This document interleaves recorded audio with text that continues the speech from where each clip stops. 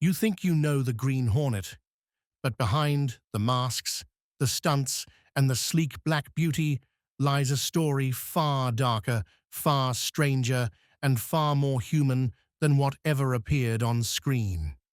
A hero forced to act like a criminal, a sidekick who outshined the star, a legacy buried, forgotten, and resurrected decades later.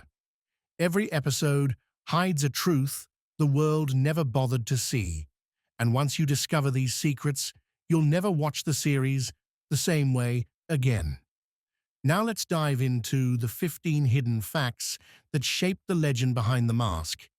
And if you enjoy deep dive stories like this, don't forget to like the video and subscribe to the channel for more. Part 1. The Two-Faced Editor and the Fear of Being Exposed.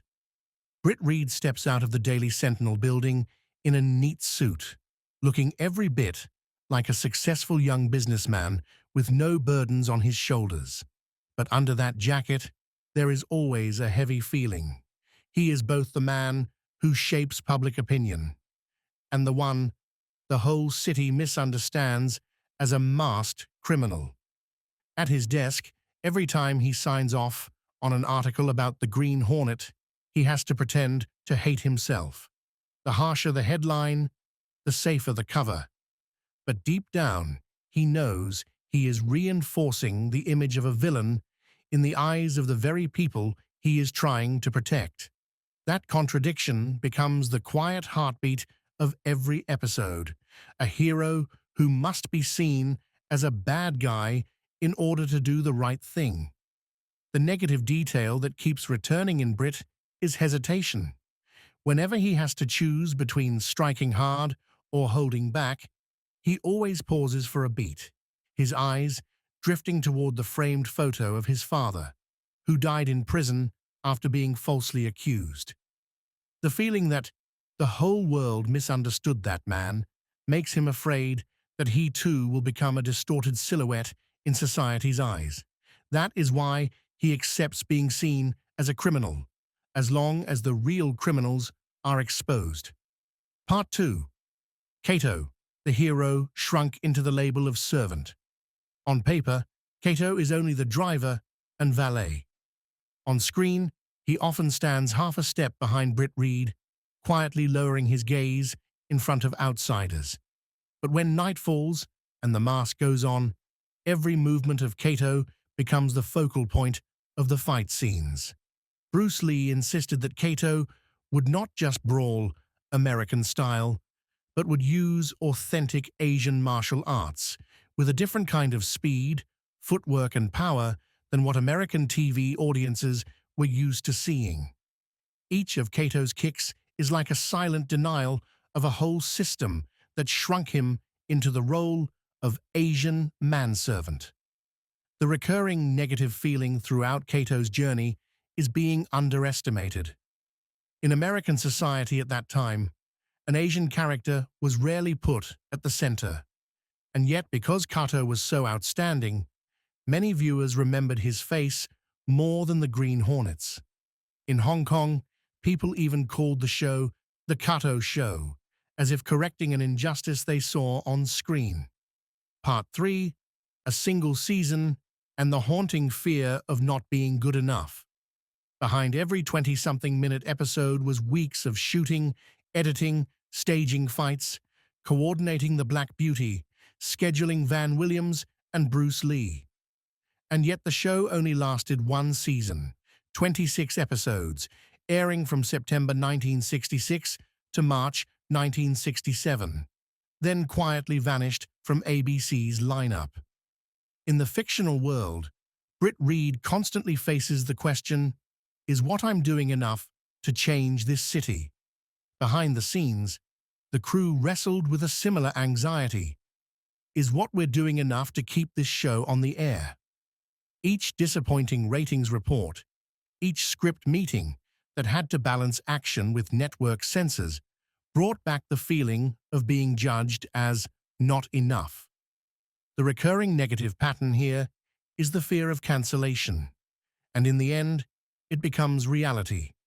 But that brevity gives the show the feel of an unfinished legend, so that decades later, people look back on it with regret rather than criticism. Part 4. A dangerous role play. Becoming the bad guy to catch the bad guys. The Green Hornet's strategy is always the same. Appear before the underworld as a new rival, a would-be crime boss trying to carve out a piece of the action and destroy them from the inside. Britt Reed must learn to talk like a villain, sit at negotiation tables with the very kingpins the Daily Sentinel condemns on its front page. Every time he plays this part, he has to put a cold, calculating look in his eyes. But inside, he fears that look. If I pretend long enough, will I start believing I'm one of them? The feeling of being infected by darkness is the thin line between Britt and the criminals he hunts. This is also a negative callback. In many episodes, Britt's closest allies, even Casey or Axford, start to doubt his character, thinking he is becoming more distant, secretive, hard to read. The hero has to sacrifice the trust of those around him to keep them safe. Part 5. The mask that blocked his vision, and the obsession with losing control. In early episodes, the masks worn by the Green Hornet and Kato were angular and ornate, very comic book in style.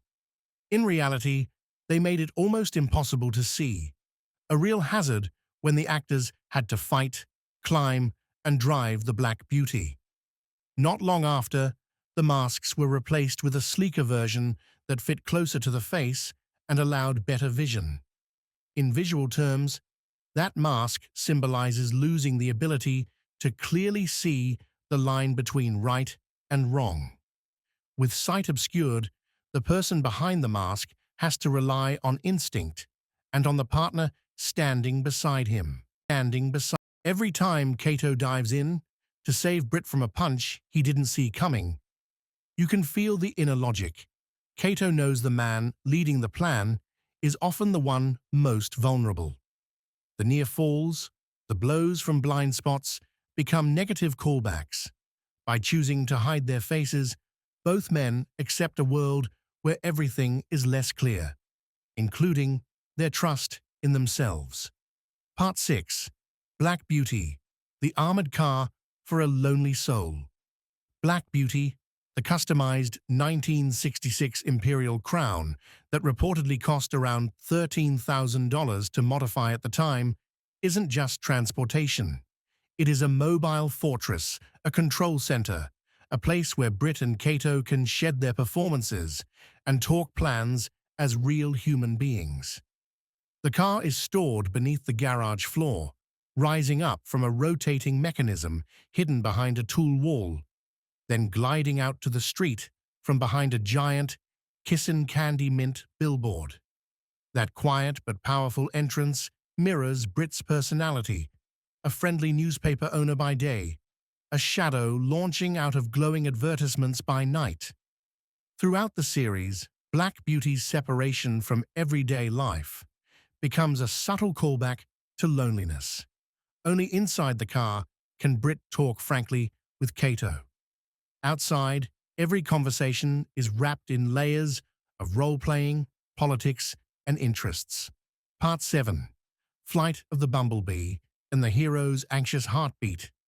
The opening theme, based on Rimsky-Korsakov's Flight of the Bumblebee and rearranged in a jazz style with Al Hirt's trumpet, is more than a catchy tune. It is the show's heartbeat, fast, urgent, relentless, as if everything is always on the edge of spinning out of control. Every time the music kicks in, Britt and Kato plunge into a new mission, racing against a jumble of variables: crime, media, the law, social prejudice. Inside them is a familiar worry. Is this the time we go too far? The one mission we can't come back from? In Kato's mind, the racing rhythm is a reminder that he is playing a dangerous game inside a system that doesn't favor people like him. The feeling of always having to move faster than everyone else just to avoid being discarded, becomes a negative thread that runs through his martial arts, his work, and his existence between two cultures. Part 8. Kato, from background figure to the center of a city's attention. On American TV, Kato is usually introduced simply as valet and partner. But in Hong Kong, where Bruce Lee grew up, viewers saw something different. For the first time, an Asian man wasn't there just for comic relief or as background. He was the soul of every fight scene. The show soon picked up the unofficial name, The Kato Show. From the character's perspective, every time Kato stands behind the Green Hornet in underworld negotiation scenes, he must be acutely aware of the imbalance. He is always the one who fights, who delivers the decisive blow, but he is never the one sitting at the bargaining table. This is the recurring negative pattern of being boxed in. On the battlefield of the action scenes, he commands the viewer's attention, but on paper and in the credits, he is still the second name. The tension between "I know my worth" and "the world isn't ready to admit it" makes Kato one of the show's most quietly tragic figures. Part 9. Crossover with Batman, when a hero is treated as an intruder. In the crossover episodes with Batman, the Green Hornet and Kato appear in Gotham, but Batman, Robin, and the police all treat them as dangerous criminals. They've come to take down their own criminal operation, but still have to play the role of shady rivals, even in front of would-be allies. For Britt, this is a magnified version of what he faces every day in his own city. To do good, he must accept being hated. For Kato, being viewed as suspicious even among a lineup of superheroes is yet another layer of unfairness strapped onto his identity, a hero who always exists in a grey area. The negative callback here is a chain of endless misunderstandings. No matter what city they're in, they never receive public recognition. Any handshake, if it happens at all, takes place behind closed doors. This duo seems destined to save people in silence and leave before anyone thinks to say thank you. Part 10. Family roots and the ghost of the Lone Ranger. Few TV viewers at the time realized that Britt Reed wasn't just a standalone character. In the larger mythos, he is a descendant of the Lone Ranger, the masked hero on horseback who once dominated radio and early screens. Two generations, two eras, but a shared fate, enforcing justice from outside the official system. Viewed from the inside, Britt lives with an invisible pressure. He isn't just fighting present-day crime, he is also wrestling with the enormous shadow of his family legacy. His father died in prison, falsely accused. Another relative was once a legendary figure of the Old West. He stands between two poles, a mythic hero and a buried tragedy. The recurring negative pattern here is the fear of repeating the previous generation's mistakes. Every time Britt takes one more step into the grey zone of the law, he sees his father in prison stripes, and somewhere beyond, the Lone Ranger in his saddle. Two ghosts reminding him that a hero's path is never smooth. Part 11. Gentle weapons. How violence is held back on screen. Instead of gunfire and blood, the Green Hornet uses the Hornet's sting, a sonic device capable of opening locks, wrecking enemy weapons, or starting fires through vibrations. Kato wields sleep darts hidden in his sleeves, alongside fast, clean strikes that avoid prolonged brutality. Network censorship forced the show to portray violence in a more softened way, but that constraint created a distinct style. Fights that stop just shy of cruelty. Britt's inner life is tied closely to control, not just of criminals, but of his own anger. The negative callback here is the fear of losing control. Non-lethal weapons are the safety barrier he builds around himself, as if he fears that crossing a certain line would make him no different from the men he hunts. Every tranquilizer dart instead of a bullet is a reminder: don't become them. Part 12. Van Williams learning martial arts from Bruce Lee, a friendship beyond character rank. Behind the scenes, Van Williams didn't want to be just the boss who stands back while Kato does all the fighting. He started learning martial arts directly from Bruce Lee so he could perform some moves and make the duo feel more balanced and coordinated. Re-watching the show with that in mind, you can imagine Britt Reed feeling the gap in combat skills between himself and Kato. But instead of jealousy, he chooses respect and learning, turning his weakness into a reason to rely on his partner. On some level, their relationship hints at a world where differences are not reasons to look down on someone, but things that strengthen both sides. The negative thread of being undervalued is still there. Kato on screen, Bruce Lee in Hollywood, but between the two men is a private bond that isn't entirely dictated by those labels. That friendship is a soft point of light that balances the long chain of darker feelings running through the story. Part 13. A show locked by rights. The hero trapped in the archive. Unlike many other classics of the era, the Van Williams Bruce Lee version of the Green Hornet for years was not widely released on VHS, DVD, or Blu-ray, due to rights disputes between the TV producers and the owners of the Green Hornet character.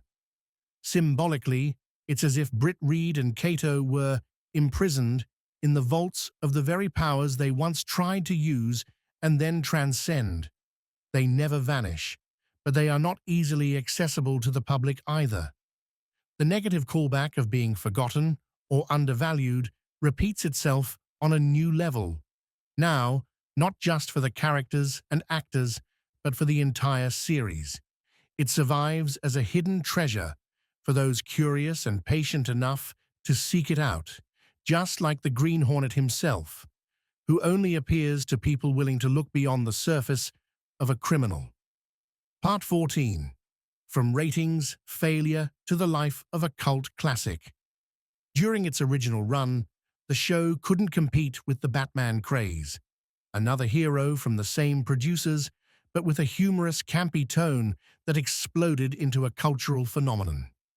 The Green Hornet was too serious for the mainstream TV audience of the time, yet that calmer, less flashy, noir-inflected crime tone is exactly what later turned the series into a cult classic, hunted down and cherished by devoted fans as a gem that had been buried too deep.